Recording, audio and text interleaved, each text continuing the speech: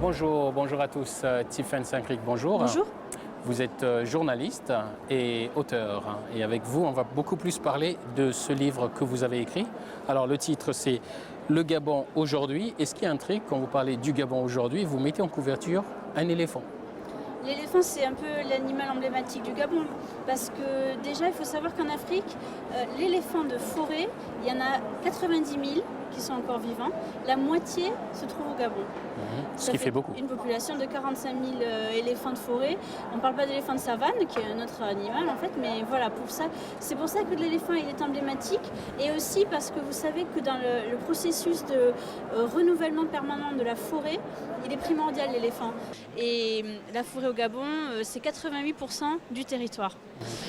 Alors, quand vous parlez d'emblème, en général, quand on parle du Gabon, c'est plus la panthère noire qu'on voit. Ah bon? Expliquez comment. Ah, chacun a ses images. Moi, quand je suis allée au Gabon, j'avais pas vraiment d'image sur le Gabon parce que c'est un pays qui est mal connu, je trouve, et surtout en termes de tourisme. Alors, ce qu'il faut préciser aussi, c'est que vous avez été journaliste pour l'AFP pendant pas mal d'années au Gabon. Tout à fait, oui, pendant 6 ans. Donc j'ai découvert le Gabon sous de multiples aspects. Et c'est pour ça que les éditions du Jaguar m'ont contacté pour faire ce guide de tourisme, de voyage, parce que j'étais allée dans beaucoup d'endroits déjà au Gabon, que je pense connaître un petit peu. Voilà. Donc ça veut dire quand vous arrivez au Gabon, vous ne savez pas trop ce que c'est comme pays. Mais aujourd'hui que vous l'avez quitté, quelle image vous gardez de ce pays ?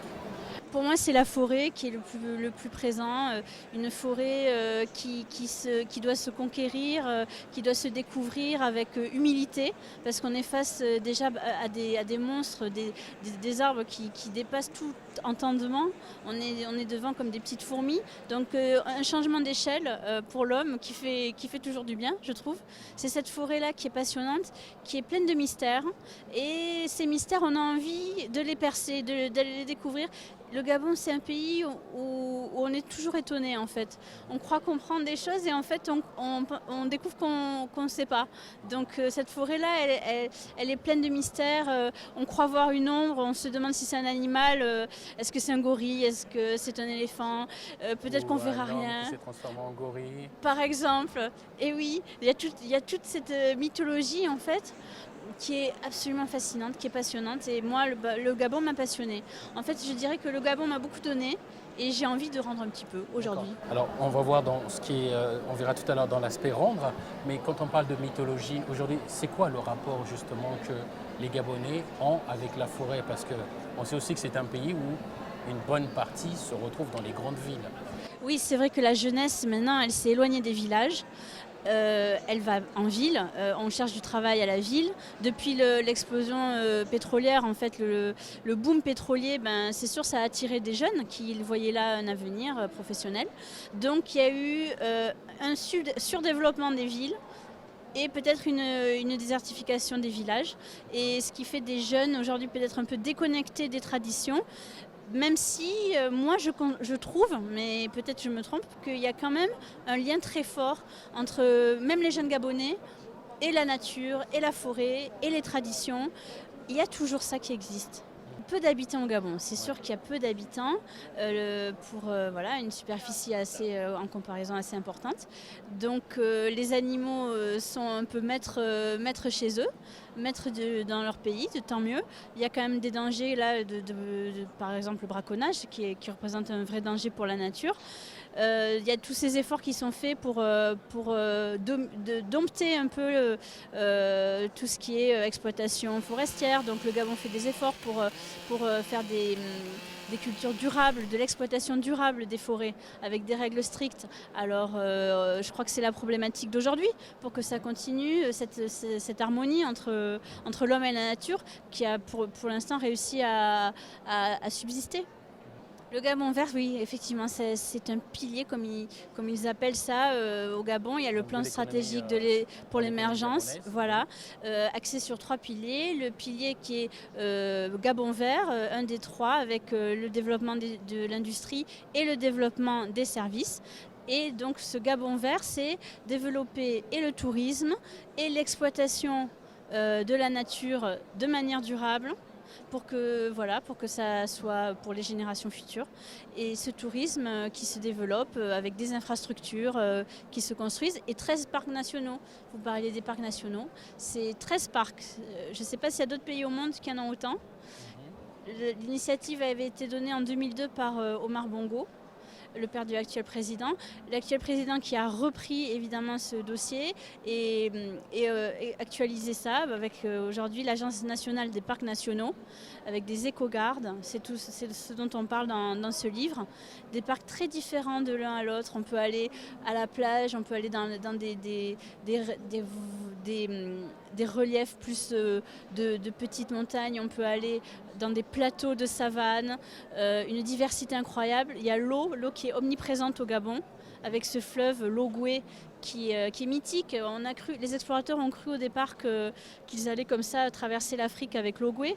En fait, ce n'était pas le cas, mais ça reste une voie de communication dans tout le pays et un attachement très fort pour les Gabonais aussi, ce fleuve.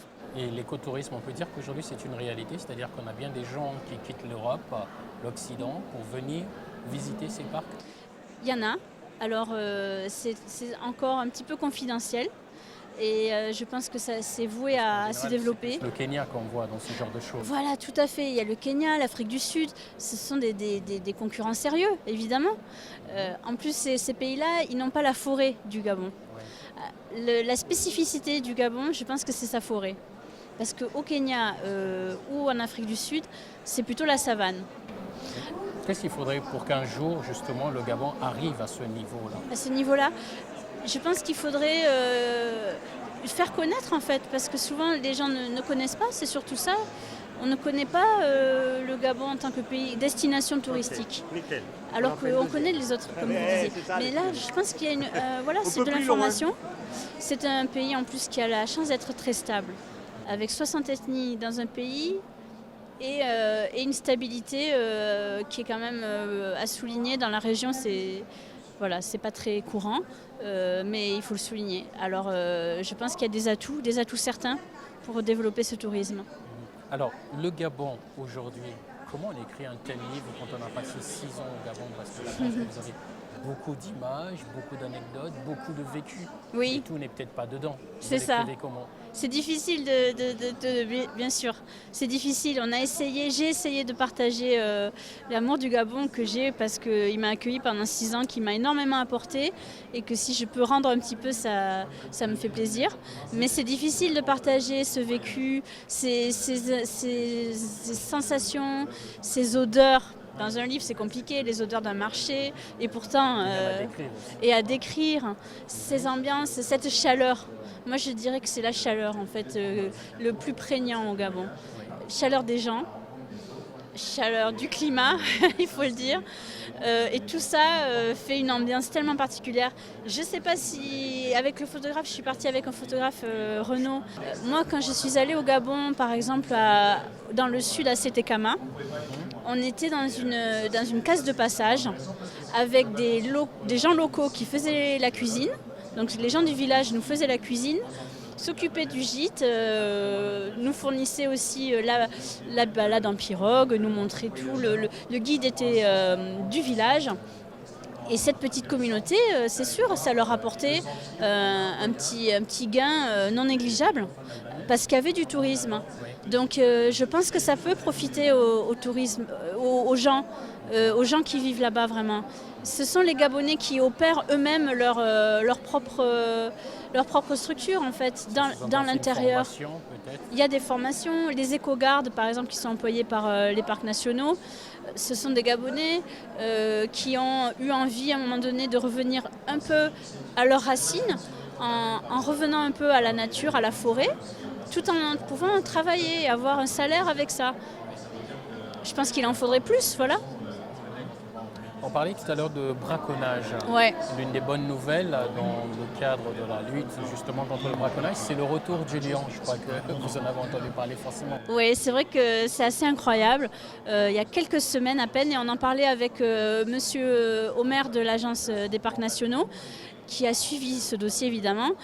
Le lion qu'on n'avait pas vu depuis 1995, on pensait qu'il n'y en avait plus, qu'il n'y en aurait plus au Gabon. Et puis il y a quelques semaines, on le découvre sur les images prises en photocapture. Un lion, une famille entière dans les plateaux Batéké qui suit une piste d'éléphants, qui suit un de ces chemins. Vous savez, les éléphants, quand ils marchent dans la savane, comme ils prennent le même chemin, et ben, ça finit par faire un sentier. Et donc ce lion passer lui aussi sur le sentier. Du coup, on le voyait très bien parce qu'en plus, c'est la savane, très dégagée. Un lion. Alors là, c'est un scoop, on peut dire. Ça veut dire que la politique de conservation est encourageante. Si le lion revient au Gabon, c'est qu'il s'y sent bien. Et en quoi c'est un événement? Je sens aussi, par exemple, vous en parlez avec beaucoup de joie, beaucoup de passion. En quoi c'est un événement? C'est un événement parce que ça veut dire que toute la chaîne, et la chaîne alimentaire aussi, elle est préservée. Ça veut dire qu'il peut chasser, il peut manger. Il y a suffisamment de sitatunga pour faire son repas. Ça veut dire qu'il n'est pas menacé par les chasseurs ou les braconneurs, même s'il y en a. Ça veut dire que ça fonctionne. C'est ce qu'il faut espérer, qu'il y en ait, qu'on puisse les voir, qu'il y ait une bonne cohabitation avec les habitants aussi. Voilà, c'est ce genre de choses qui sont positives. Alors aujourd'hui, vous êtes très loin de Libreville, à 6000 km, en plein Paris. Quelle image vous garderez du Gabon? Je dirais, il y en a beaucoup, mais la mer, elle est là quand même, 800 km de plage. La mer et la forêt qui arrive sur la mer. C'est vrai que la forêt s'arrête aux vagues de l'océan. Donc ça fait quand même une image forte, une image incroyable. Et à ceux qui vous regardent, qui vous reconnaissent, qui se disent « Ah tiens, c'est Tiffaine », vous leur direz quoi? Mbolo, je leur dis Mbolo Agné, voilà, et que le Gabon de toute façon est toujours dans mon cœur. Tiffaine Saint-Clic, merci. Donc je rappelle que vous êtes journaliste et que vous êtes l'auteur de ce livre, Le Gabon aujourd'hui. Merci. Et merci à vous de nous avoir suivis. Je vous dis au revoir et à très bientôt sur Télé Sud.